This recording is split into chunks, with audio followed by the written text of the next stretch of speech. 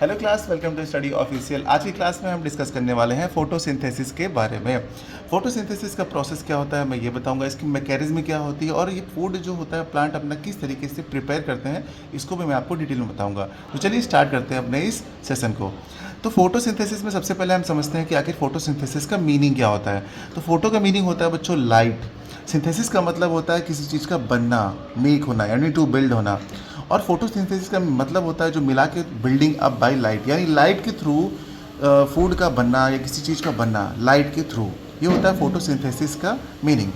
अब इसकी डेफिनेशन तो सभी बच्चों को याद होगी। देखिए, the process by which the green plants make their own food from carbon dioxide and water by using sunlight energy in the presence of chlorophyll is called photosynthesis. ये डेफिनेशन सभी बच्चों को याद हो चुकी होगी क्योंकि 7th क्लास से 6th क्लास से आपकी साइंस की बुक में ये पहले से चली आ रही है। ठीक है, उसके बाद आती है केमिकल रिएक्शन। ये आप लर्न कर लीजिएगा, बहुत इंपॉर्टेंट केमिकल रिएक्शन है। ये वही केमिकल रिएक्शन है जिस तरीके से प्लांट अपना फूड बनाते हैं। देखिए, कार्बन डाइऑक्साइड और ये वाटर है, ये दोनों आपस में कंबाइन कर रहे हैं in the presence of sunlight and chlorophyll. ये चार चीज़ें आप देख पा रहे हैं, 1 2 3 चार चीज़ें दिख रही हैं, यही इसके रिक्वायर्ड मटेरियल है। ये जब चार चीज़ें मिलती हैं तभी जाके प्लांट अपना फूड बना पाते हैं। ठीक, तो क्या मैंने कहा, कार्बन डाइऑक्साइड, वाटर, इन दोनों को ऐड कर दिया और यहाँ पर एरो के ऊपर आप लगा देंगे क्योंकि ये एज अ कैटलिस्ट यूज़ करते हैं। ये केमिकल रिएक्शन में पार्टिसिपेट लेते हैं लेकिन खुद इन्वॉल्व नहीं होते हैं। तो यहाँ से ये दोनों मिलते हैं इसके प्रेजेंस में और बनाते हैं ग्लूकोज, और रिलीज़ होती है ऑक्सीजन, और कुछ अमाउंट में जो पानी बच जाता है यानी वाटर बच जाता है वो यहाँ से रिलीज़ हो जाता है। यानी ये इसकी केमिकल रिएक्शन है, ये आप लर्न कर लीजिएगा, ये बहुत इंपॉर्टेंट है। कभी कभी तो सिर्फ आपका 1 मार्क्स में सिर्फ केमिकल रिएक्शन लिखने के लिए ही आ जाती है। ठीक है, अच्छा, उसके बाद हम बात करेंगे बच्चों कि आखिर कौन कौन से रिक्वायर्ड मटेरियल होते हैं। जैसे कि मैंने अभी आपको बताया कि रिक्वायर्ड जो मटेरियल है हमारे पास वो कौन कौन से हैं। देखिए, कार्बन डाइऑक्साइड है, वाटर है, रेडिएंट एनर्जी या फिर सोलर एनर्जी इसको हम बोलते हैं क्योंकि ये जो होती है ये बिना पाथ के यानी बिना मीडियम के और मीडियम में दोनों में ही ट्रेवल कर सकती है। जो हमारी रेडिएंट एनर्जी होती है यानी कि जो लाइट एनर्जी होती है, जो सोलर एनर्जी होती है, ये आपकी मीडियम में भी और विदाउट मीडियम में भी दोनों में ट्रेवल कर सकती है। ठीक है, ये समझ लीजिएगा। अच्छा, तो ये चीज़ें आप समझ गए होंगे। अब हम डिस्कस करने वाले हैं बच्चों यहाँ पर एक एक्सपेरिमेंट बताने वाले हैं आपको कि आखिर किस तरीके से जो प्लांट होते हैं अपना फूड बनाते हैं। दिख रहा है आपको, ये थोड़ा सा मैं ऊपर कर लेता हूँ। अच्छा, ठीक है, तो अब देखिए ये यहाँ पे हम डिस्कस करने वाले हैं। यहाँ पर देखिए आपको सन दिख रहा होगा बच्चों। ठीक है, जो सन है ना यहाँ पे, अब क्या होगा कि सन से आती है सनलाइट, तो यहाँ से आ रही है नीचे की तरफ, आ रही है, यहाँ पे आ गई सनलाइट आ गई। ठीक है, तो यानी कि सनलाइट बोले या फिर हम इसको बोले सोलर एनर्जी, तो हम उसको बोल देते हैं सोलर एनर्जी। ठीक है, तो सोलर एनर्जी जो है अपनी सनलाइट से आ रही है और ये सनलाइट से आ रही कहाँ, लीव्स पे आ रही। वैसे तो हमारे नीचे अर्थ पर सभी जगहों पर जो लाइट है इक्वली अमाउंट में पड़ती है, इंसिडेंट होती है, फॉल होती है, लेकिन लीव्स के ऊपर क्या उसका चेंजेस हो रहा होता है, क्या एक्सपेरिमेंट हो रहा होता है ना, किस तरीके से वो अपना काम कर रही होती है लाइट, वो हम यहाँ पे बताने वाले हैं। तो जब सनलाइट आती है और प्लांट के लीव्स पे यहाँ पर इंसिडेंट हो रही होती है तो ये क्या होता है यहाँ पर कि इसके अंदर प्रेजेंट होता है बेटा क्लोरोफिल। लीव्स के अंदर प्रेजेंट होता है क्लोरोफिल, सभी को पता होगा क्लोरोफिल, है ना। ये क्लोरोफिल क्या करता है, आने वाली सोलर एनर्जी यानी सनलाइट को ट्रैप कर लेता है। सबसे पहला काम ये उसको ट्रैप कर लेता है, पकड़ लेता है। तो इसने सोलर एनर्जी को ट्रैप कर लिया, किसने, क्लोरोफिल ने। ये ध्यान रखिएगा, पूछा था एग्जाम में।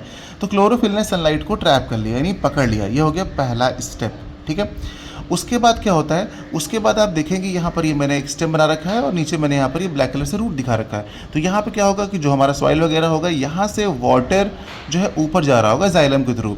जो जाइलम टिश्यू होते हैं ना, उनके थ्रू वाटर ऊपर जा रहा होगा अपर डायरेक्शन में। तो जा रहा होगा। जब ये वाटर यहाँ पर लीव्स तक पहुँच जाता है तो होता क्या है कि जो ये क्लोरोफिल है सनलाइट को ट्रैप कर लेता है। तो ये जो सनलाइट है ना, ये कन्वर्ट हो जाती है बच्चों, सनलाइट कन्वर्ट हो जाती है किसमें। अब देखिए यहाँ पर हम लिखेंगे इसको, एक छोटा सा स्टेप लिखेंगे कि जो हमारी सोलर एनर्जी है, जो सोलर एनर्जी है वो कन्वर्ट हो जाती है किसमें, केमिकल एनर्जी में। ठीक है, किसमें कन्वर्ट हो जाती है, केमिकल एनर्जी में कन्वर्ट हो जाती है, कन्वर्ट हो गई। और कौन किया इसको कन्वर्ट किया है क्लोरोफिल ने। किसने किया है, क्लोरोफिल ने। ठीक है, ये स्टेप आप ध्यान रखिएगा कि सोलर एनर्जी को क्लोरोफिल केमिकल एनर्जी में कन्वर्ट करता है। यानी पहले तो उसने पकड़ लिया, ट्रैप कर लिया, और उसके बाद इसने उसको कन्वर्ट कर दिया। और जब केमिकल एनर्जी में कन्वर्ट कर देता है ना, तो जो ये वाटर आ रहा था ऊपर, ये वाटर क्या होता है, इस केमिकल एनर्जी की वजह से ये अपने पार्ट्स में स्प्लिट हो जाता है। अच्छा, वाटर किससे मिलके बना होता है? सबको पता है, हाइड्रोजन और ऑक्सीजन से मिलके बना होता है। तो होता क्या है, इस केमिकल एनर्जी की वजह से होता क्या है कि ये वाटर जो है हाइड्रोजन और ऑक्सीजन में ब्रेक हो जाता है, स्प्लिट हो जाता है। इस तरीके से ये जो है ऑक्सीजन, हाइड्रोजन, ऑक्सीजन, आप देखेंगे तो इस तरीके से जो है ये ब्रेक हो जाता है। ये मैं इसकी वैलेंसीज लिख दे रहा हूँ इसके ऊपर, क्योंकि जो हाइड्रोजन होता है वो H+ में ब्रेक होता है और ऑक्सीजन O- में, O-, में, ठीक है। अच्छा, तो इस तरीके से जब ये ब्रेक हो जाता है यहाँ पर, तो उसके बाद तीसरा प्रोसेस स्टार्ट करते हैं। एटमॉस्फेयर में क्या प्रेजेंट होती है? एयर। और एयर से क्या होता है? CO2 जो है इस लीव्स के पास आता है। CO2, एयर पूरी आ रही है, लेकिन ये CO2 से ही अपना काम करता है, CO2 ही यूज़ करता है, इसलिए हम CO2 को कंसीडर कर रहे हैं। एटमॉस्फेयर से ये कार्बन डाइऑक्साइड को क्या करता है, यहाँ से ले रहा है, क्योंकि यहाँ से आ रही है, और यहाँ पे छोटे छोटे टाइनी पोर्स होते हैं हमारी लीव्स में, ठीक है, जिसे हम स्टोमेटा कहते हैं। उसके थ्रू क्या होती है, कार्बन डाइऑक्साइड इसके अंदर चली जाती है, और कार्बन डाइऑक्साइड इसके अंदर जा चुकी होती है। देखिए, वाटर रूट से होकर के इधर से आ चुका होता है स्टेम के रास्ते से, और सनलाइट सन से आ चुकी होती है, और क्लोरोफिल खुद प्रेजेंट होता है। ये चारों चीज़ें जब इकट्ठे मिल जाती हैं, तो अब होता है क्या, यहाँ पे देखिए, ये तो हाइड्रोजन अपना ब्रेक हो चुका है, तो ये हाइड्रोजन जो है ना, कार्बन डाइऑक्साइड का रिडक्शन कर देता है। यानी कार्बन डाइऑक्साइड का रिडक्शन होता है with the help of hydrogen, और ये बना लेता है ग्लूकोज, यानी कि ये C6H12O6 बना लेता है। आपको अब बात समझ में आई कि यही है इसकी मैकेनिज्म, यही है इसका प्रोसेस। यानी कि पहला स्टेप क्या था, absorption of sunlight. Second step क्या था, conversion sunlight into chemical energy, यानी सोलर एनर्जी को केमिकल एनर्जी में कन्वर्ट करता है, and split of water molecule into hydrogen and oxygen.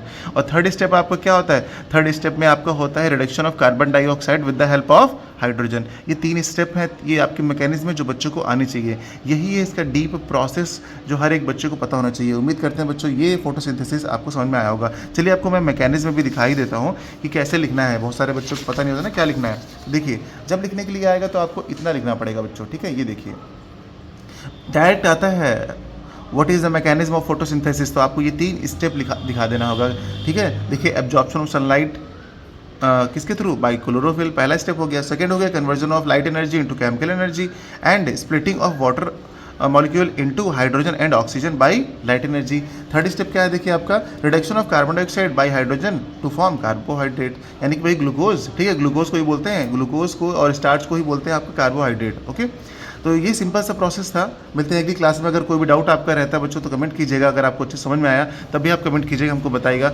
समझकर अच्छा लगता है कि बच्चों को हमारा पढ़ाया हुआ समझ में आ रहा है। ओके बच्चों, मिलते हैं अगली क्लास में नए टॉपिक के साथ। Bye bye.